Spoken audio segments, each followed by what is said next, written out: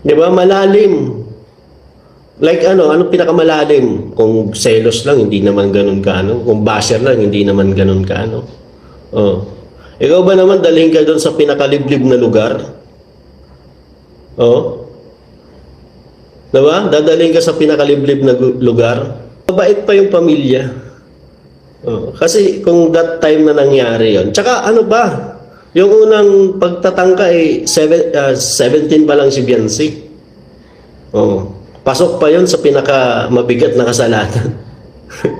No? Yung pangalawa, oh, may pulis nakakita. May record dyan guys, hindi ito gawa-gawa lang. May record ito sa pulis sa barangay.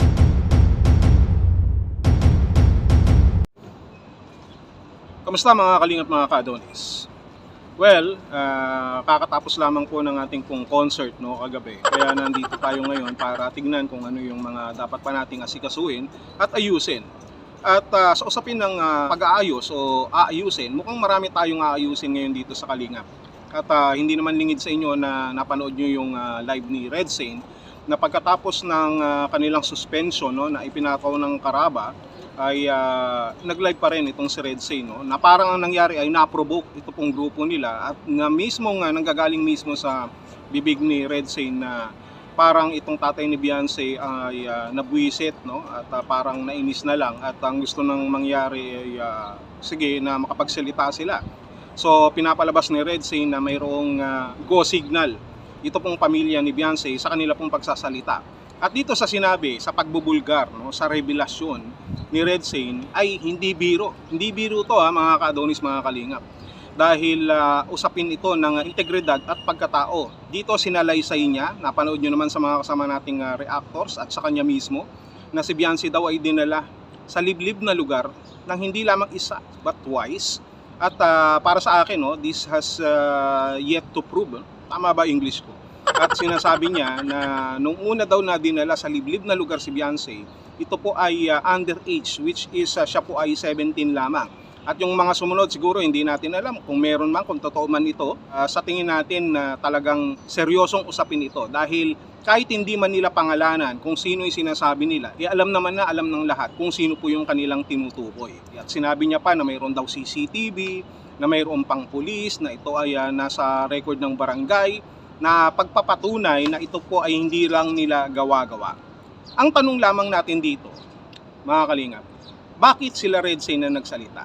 Kasi lumalabas na kung ayaw naman ng pamilya niya na magkaroon pa ng mga issue at ayaw mismo ni Beyonce, ito ay lumaki pa at mapahamak kung sino man ang dapat mapahamak, bakit sila nakakapagsalita? Ibig ba sabihin nito mayroong go signal ang pamilya ni Beyonce o mismong si Beyonce?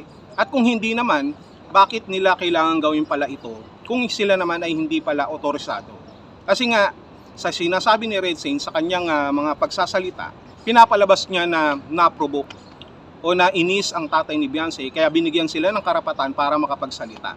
Wherein, alam naman natin kung bakit sila nasuspindi. Kung meron man silang pinaglalaban sa ibang mga tao, sa ibang mga basher, it's between them na lang. Na sana hindi na madamay personally, totally, na lumalim pa yung issue kila Beyonce.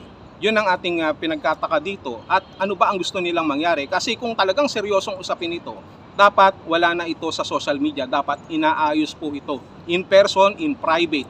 Kagaya ng ginawa nila kung mayroong mang record sa pulis o sa barangay, dapat hanggang doon na lang at para maayos po ito. So anong pinaka-purpose dito? The fact na nilabas mo yan sa social media, ibig sabihin gusto mong expose ang isang bagay sa isang tao na sa kanyang pagkakamali kung mayroon mang pagkakamali. Ibig bang sabihin nito, yung sinasabi niyong tao na may atraso kay Beyonce, gusto niyong sirain o gusto niyong mapahiya dito sa social media? Kasi kung si Beyonce mismo hindi nagsasalita at gusto niyang ingatan yung taong ito, bakit kayo ang nagsasalita ngayon? Hindi ba ninyo iniisip na ang mangyayari nito ay maiipit si Beyonce mismo? Si Beyonce mismo. At isa pa, kung totoo man ang sinasabi ni Red Saint, bakit ngayon lang ito lumabas? Bakit hindi pa nung mga nakaraang araw? Hindi lamang yan, sabi nyo, 2 beses na. Yung una ay minor de edad pa si Beyonce at pasok pa sa mabigat na kaso. Yun yung sinasabi nila. Kung nangyari na pala nung una, bakit na ulit-uli ng pangalawa? O kung mayroon mang pangalawa o pangatlo? Ito ay katanungan lamang natin. No? Hindi natin kinu-question yung kredibilidad ni Beyonce o kung nung sino man. Nagtataka lamang tayo o nagtatanong para magkaroon ng kaliwanagan kung bakit nangyari na pala ng una, bakit mayroon pang pangalawa. Kasi kung lumalabas at lumalabas, sa tingin natin, baka kasi nagkakamali tayo dito, no? Baka lamang o baka mag-ground tayo sa sinasabi natin at may pananagutan tayo.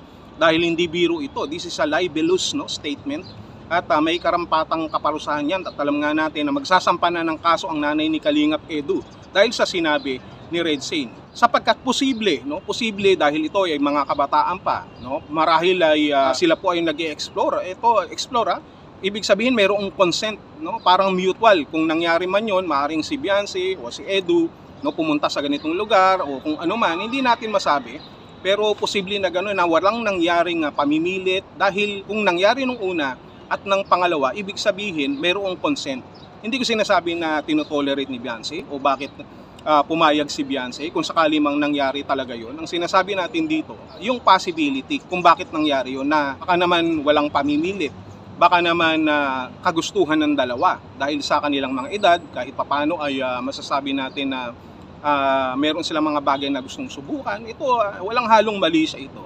These are all possibilities. Ibig sabihin hindi mangyari ang isang bagay, no, pagkatapos ng una, tapos may pangalawa na naulit-ulit kung walang consent, kung hindi pumayag ang isa sa kanila. At papayag lamang isa sa kanila, sa kanilang estado, kung sila po ay mayroong talagang tunay na relasyon. Posible na nangyari talaga yon at ito po ay ayon sa kanilang kagustuhan. Yun lang ang sinasabi natin na walang halong pamimilit at ibig sabihin ito, walang dapat na maging problema at wala na dapat pang ikaso. Pero dahil pinag-uusapan natin ng kaso, nakaready na raw yung mga abogado para dito kay Beyonce o para sa kanila, para i-push itong issue na ito, para i-push itong kaso na ito, hanggat hindi nakakapagsalita itong sila personally si Beyonce, ito po ay magiging o mananatiling issue lamang dahil hindi rin naman nagsasalita o ayaw ng pag-usapan pa ito ni Kalingap Edu. Kaya nga yung panawagan ni Kuya Bal doon po sa kanyang live, kung maaring maayos pa dahil na magsasampa na ng kaso nga ang magulang ni Kalingap Edu, so ang mangyayari ngayon ay delikado to dahil may pananagutan tayo. At kapag may kaso ka na, ang sabi nga ni Kuya Bal, maalis ka na sa Kalingap. Pero mukhang hindi natitinag itong sila Red Sane at si Dr. Lab dahil ang sabi nila, itinataya na raw nila ang lahat sa issue na ito. Kung totoo man ito, ang katanungan dyan, bakit sila Red Sane ang nagsasalita? Pangalawa, kung nangyari ito ba ay labag sa kagustuhan ni Beyonce? Dahil kung nangyari nga ito ng pangalawa, posible na mayroong mutual agreement dito sa pagitan nila ni Kalingap Edu. Ibig sabihin, kagustuhan nilang dalawa. At kung kagustuhan nilang dalawa, wala na tayong dapat pang pag-usapan. Subalit mayroon tayong tinatawag na moral obligations. Ito ay kung mapapatunayan na talagang mayroong pagkakamali. Kung mayroon talagang nalabag si Kalingap Edu. Ngayon, hindi natin alam kung hanggang saan ito hahantong at abangan na lamang natin sa mga susunod pang araw. Nakakalungkot lamang sapagkat may panawagan na sila Kalingap Rap na matapos ng issue, subalit mukhang mas nadodoble pa. At ito ang dapat po nating antabayanan. Kaya mga Kalingap, mga ka-Adonis, tingnan natin ang mga susunod pang pangyayari. At sana magkaroon na ng kaayusan, magkaroon ng pag-uusap para naman maibalik natin yung talagang tunay na essence ng Kalingap.